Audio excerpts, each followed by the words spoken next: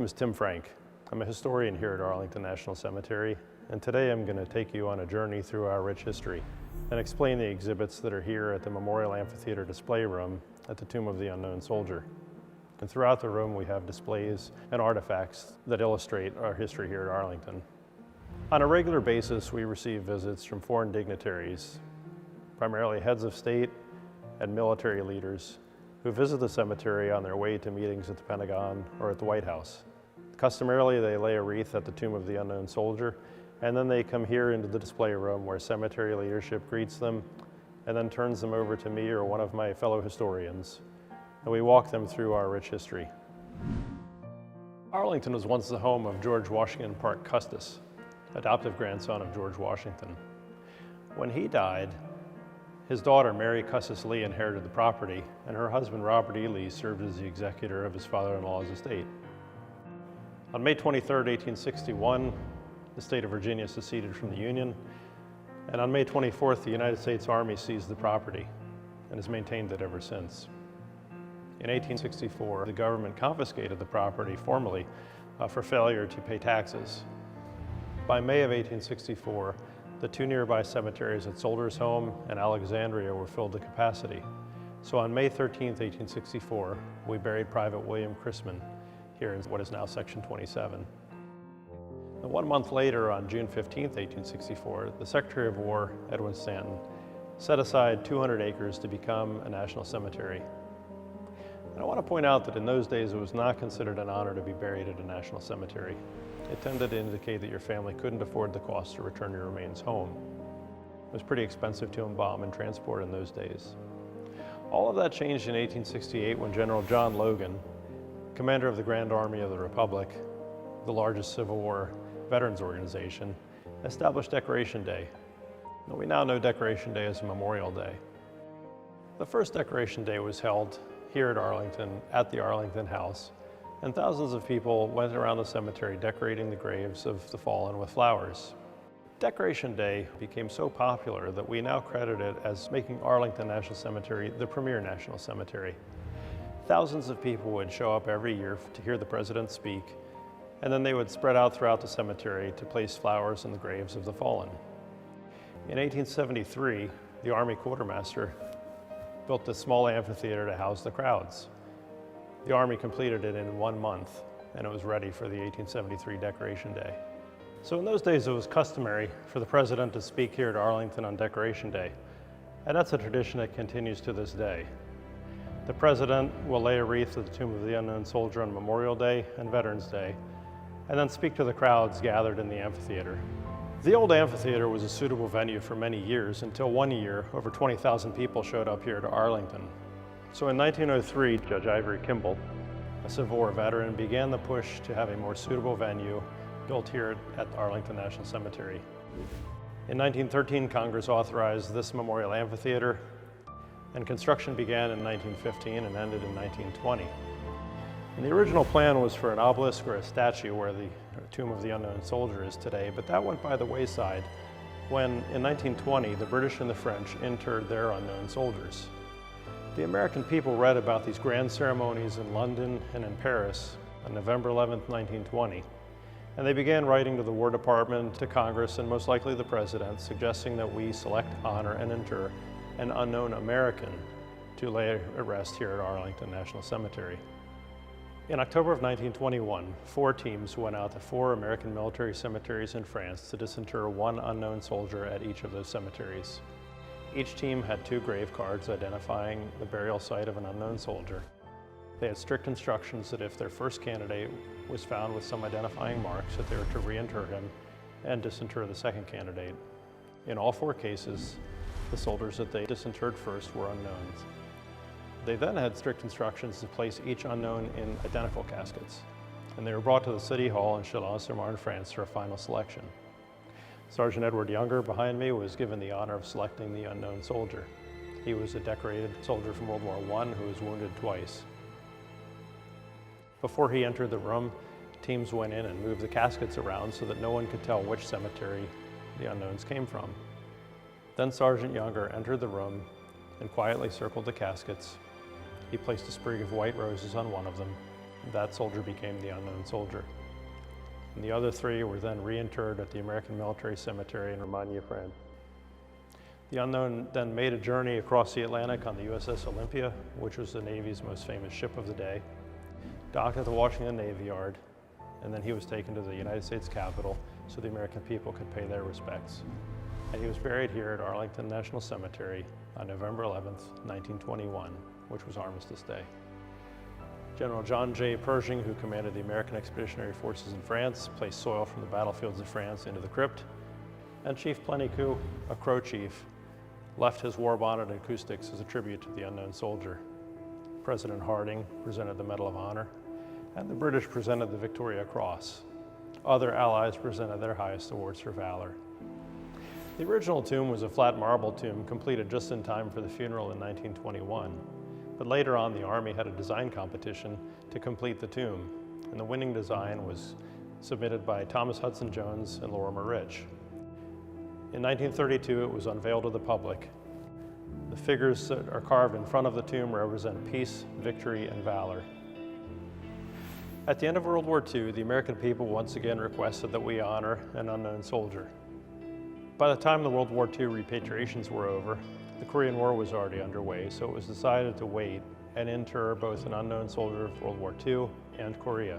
In 1956, Congress authorized the burial of the World War II and the Korean War unknowns.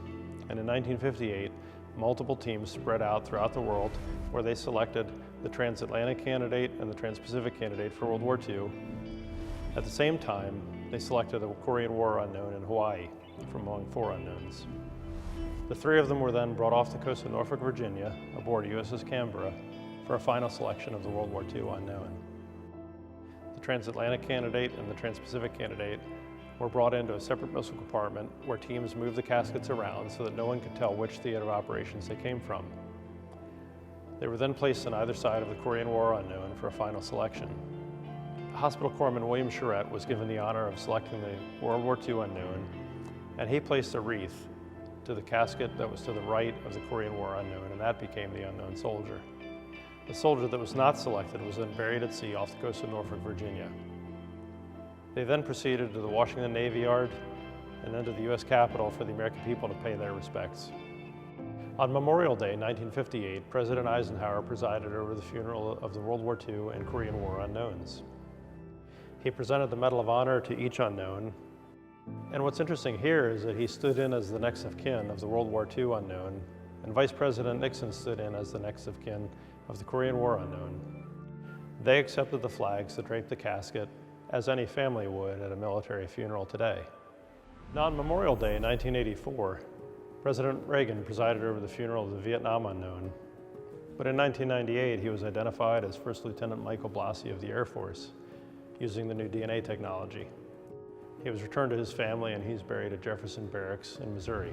In 1999, the empty crypt was rededicated to honor America's missing personnel, and due to advances in DNA technology, there will never be another unknown soldier. Now, most visitors to Arlington know about the unknown soldiers from World War I, World War II, Korea, and the empty crypt from Vietnam. But what they don't always know is that we have over 4,000 unknowns here at Arlington. We have 2,111 Union and Confederate unknowns that were gathered after the Civil War and brought back here to Arlington, and they were placed in the Tomb of the Civil War Unknown near the Arlington House. We also have 14 unknown soldiers and sailors from the War of 1812 that were discovered at nearby Fort McNair, and we have the Freedmen. These were former enslaved people who lived and worked in the Freedmen's villages in the Washington, D.C. area. When they died, they were buried here in what is now Section 27. As I mentioned earlier, the original tomb was a flat marble tomb, and believe it or not, there wasn't always a guard here. After his burial in 1921, correspondence started flowing into the War Department suggesting that they have some guard here at the tomb to keep tourists from crowding around the tomb and being disrespectful. There was a civilian guard here at the time, but his duty was to walk around the amphitheater and to help tourists, and it was not specifically to watch the tomb of the unknown soldier. The Army sent someone out to investigate and determined that while they were not desecrating the tomb, they should have a guard here to make sure that tourists were respectful. So in 1925, a civilian guard was placed during daylight hours to watch over the tomb. In 1926, the Army assigned an Army guard, a soldier, to guard the tomb also during daylight hours. In 1937, the Army switched to a 24-hour guard. In 1948, the 3rd Infantry Regiment, or the Old Guard, was given the honor of guarding the tomb, and they've been guarding it ever since. 24 hours a day, 7 days a week, 365 days a year, in hurricanes and blizzards, and in the dead of night and the stifling heat of the Washington summers. They are here, guarding the unknown soldiers. In 1958, the Army established a Tomb Guard identification badge, and since that date, over 680 soldiers have earned that honor. It takes up to 9 months to earn the badge, and soldiers go through a series of tests. They're also tested on their uniform appearance and their outside performance. Once they successfully complete this process, they are then awarded the Guard Tomb of the Unknown Soldier Identification Badge, which they can wear for life. It is one of the rarest badges in the Army, and it can be revoked at any time while they're on active duty or when they retire if they do something to bring dishonor on the tomb or the Army. And in the tomb quarters, there is a wall of names that show the name of the soldier and the badge number. And that soldier's name will be scratched off, the plaque will be removed, and it will be replaced by another plaque that simply says revoked and the badge number, and their name will never be spoken again in the tomb quarters. One story I always tell visitors is of a time when a former tomb guard came into my office and he showed me a photograph of him with his badge on Mount Everest. And he said, "This is the highest the badge has ever been." And it gave me an idea. As soon as he left, I called the NASA historian. I said, "Hey Bill, can you do me a favor?" And a few months later, an Army astronaut took the badge to space and took a photograph of it with the Earth in the background. It is not uncommon for a dignitary to leave a memento from their visit after they've placed a wreath at the Tomb of the Unknown Soldier. And throughout the room, you will see many mementos that were left beginning on November 11th, 1921 to the present day. And in this case here, we highlight some of the more recent gifts from heads of state, ministers of defense, and other dignitaries who took time to honor the unknowns here at Arlington National Cemetery. I hope you've enjoyed this walking tour of the display room and that it inspires you to visit our website, where you can learn more about our rich history, or visit here in person and explore our grounds.